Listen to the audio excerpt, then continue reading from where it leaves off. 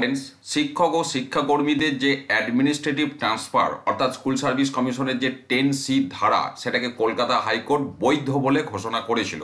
তারই বিরুদ্ধে গিয়ে সুপ্রিম কোর্টে সেই রায়কে চ্যালেঞ্জ করা হয়েছিল, চ্যালেঞ্জ করেছিল secondary teachers and employees association. কিন্তু শিক্ষক এবং শিক্ষাকর্মীদের দৃষ্টিভঙ্গিতে দুঃখের বিষয়, গত 26শে সেপ্টেম্বর 2024 সুপ্রিম কোর্ট কিন্তু কলকাতা হাইকোর্টের রায়কেই মান্যতা দিয়েছিল, অর্থাৎ 10Cর বৈধতা বজায় রেখেছিল।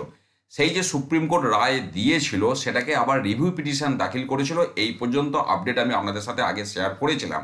সেই রিভিউ পিটিশনের এবার হিয়ারিংয়ের ডেট, একটা টেন্টেটিভ ডেট সুপ্রিম কোর্টের ওয়েবসাইটে দেখা যাচ্ছে আগামী 1 এপ্রিল 2025।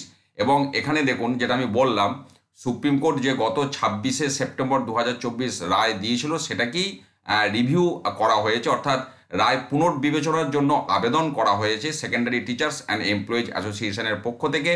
যদি সুপ্রিম কোর্ট সেই রায় পুনর্বিবেচনা করে কোনো পরিবর্তিত রায় ঘোষণা করেন সেই আশায় এবার দেখা যাক 1 এপ্রিল কি আপডেট সামনে আসে।